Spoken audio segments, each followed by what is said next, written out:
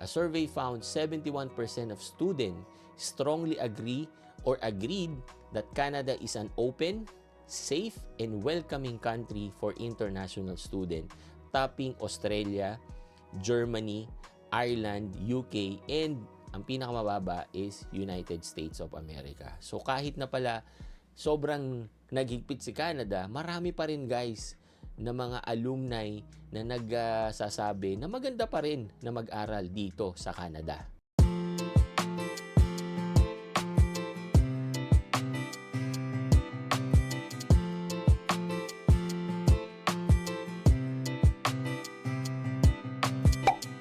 Hello guys, Nardino TV here and we are back with another video.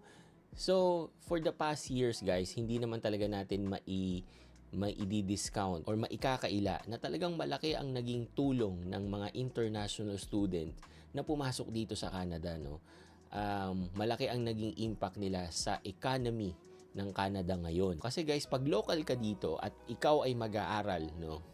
Ang tuition fee mo guys is magre-range to 5,000 to 10,000 Canadian dollar. Pero pag ikaw guys ay international student ka dito sa Canada, ang ihahanda mong tuition fee mga nasa 30 to 40,000 30 to 40,000 Canadian dollars. Yan yung kailangan mong ihanda na tuition fee mo para makapag-aral ka dito sa Canada. At tuition fee pa lang yan ha.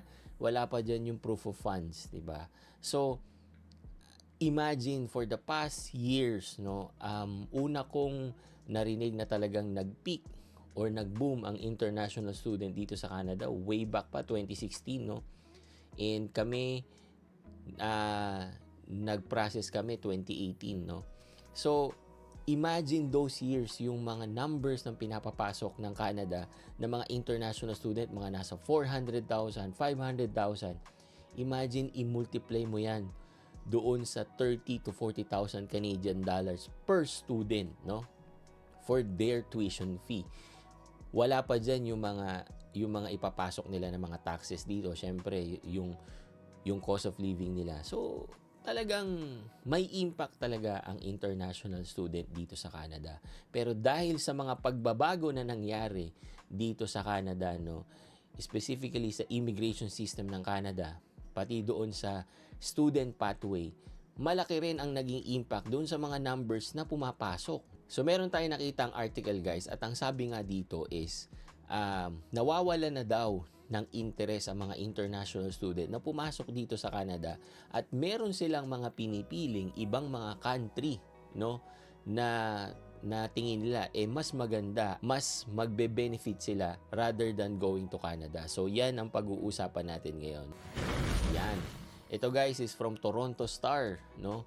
At ito nga yung title nung article. Canada is losing international students to other countries. Here's where they're going instead and why, right?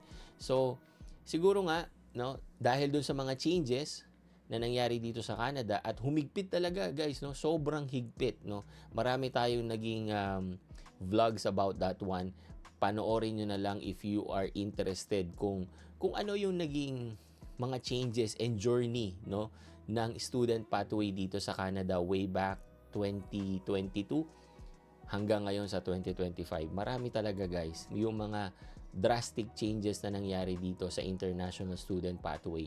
Kaya din siguro yung mga ibang student or yung mga nagpaplano na mag-immigrate gamit ang student pathway, naghahanap sila guys ng ibang country na pwedeng alternative, 'di ba? Kasi ang sabi nga dito guys, no, meron pala silang tinatawag na the Big Four, no? Ito guys, ang sabi dito, in 2025, the so-called Big Four destination, no? Ito daw yung mga pinupuntahan ng mga international student, yung 4 na big countries, no? Yung, of course, yung Canada, Australia, the UK, and United States of America. Yan daw yung mga mas napipili ng mga international student na mag-aral, no? Pero dahil nga daw, guys, doon sa pagbabago at sa paghihigpit ng immigration system dito sa Canada, ito na yung numbers o yung mga expected numbers sa Big Four na yan, no? Ang sabi dito, this year, Canada is expected to approve 140,000 new international student visa. Naalala ko guys, nung panahon namin na kami ay kumukuha rin ng the same na pathway, nakikita namin mga nasa 400,000, 500,000, no? Pero ngayon, mga 140,000 na lang, di ba? The lowest among the Big Four, representing a 54% decline from 2024. Imagine, kalahati, no? Kalahati ang nabawas. In the US, new student visa will fall by 18% to 320,000. Malaki pa rin yan, no? Australia down 15% to 195,000. The UK in contrast is not anticipating any decline but proposed change may temper student demand. Makikita natin guys, yun dun sa Big Four, Canada yung pinakamababa yung numbers na papapasukin ng mga international student this year or probably up to next year. Habang yung Big Four daw is talagang nag-i-struggle, no, sa pag-handle ng mga international student, meron daw mga countries na nag-step up naman, no, na talagang pinaganda yung kanilang international student pathway to attract new students. So, sa mga nagbabalak na mag-immigrate, pwede nyo rin tong tignan guys. Kasi yes, napakagandang country ng Canada. Pero baka meron pang mas maganda na applicable para sa inyo. A number of countries have stepped up efforts in recruiting talent and investing in building strong international education programs. A number one dyan guys is yung Germany. Is expected to see its international enrollment exceeding 400,000 by bolstering its policies to retain and integrate its students. The German Academic Exchange Service has launched a plan to attract masters and doctoral students in key technological fields such as artificial intelligence. Wow, di ba? So, isa ang Germany guys. Yan daw ang talagang nag-o-open ng doors sa mga international student, no? 400,000 guys. And sabi nga, meron silang ginagawa mga program, no, na talaga makakatulong sa mga international student. At ang South Korea guys has increased the number of hours foreign student can work, ease financial requirements, expand the window for graduates to secure employment and ramp up recruitment. It has hit its 300,000 students target 2 years ahead of schedule. Ayan. This sounds familiar, di ba? Kasi isa ito sa mga nagiging struggle noon and maybe hanggang ngayon, di ba? Dito sa Canada is yung pagkakaroon ng work ng mga nag-aaral dito sa Canada. Kasi ang isa sa mga naging issue noon is nagpapapasok sila ng maraming international student pathway dito. Pero pagkatapos ng program, wala namang trabaho, no? Pero si South Korea, guys, is kumbaga ang focus nila is bigyan ang mga international student ng more hours na makapagtrabaho para kahit papano is makatulong sa kanilang pag-aaral kung sila man ay papasok as an international student sa Korea. O di ba? Ang ganda noon, guys, di ba? And next, the United Arab Emirates has streamlined its study and stay and offered 10 years residency to select foreign national to focus on long-term student retention. Oh, di ba? Dito sa Canada, pag kumuha ka ng 2 years na program, possible ka makakuha ng 3 years na PGWP. So, ang maximum mo is 5 years to stay, no? Pero dito, sa UAE, guys, no? Study and stay. So, parang talagang meron na silang package na solution para sa mga international student. After mo mag-aral, if you are willing to stay, meron na silang program for that. And that is really amazing kung talagang gusto mong magstay sa UAE after your work. And then guys, meron daw naging survey, no? Ang sabi dito, making use of strong alumni networks will become increasingly important as the degree to which a destination is welcoming has become a top deciding factor among prospective student, no? So, nag-send sila ng mga survey doon sa mga alumni, no? Kasi, syempre, yan yung makakatulong o yan yung data na pwede nating maging foundation para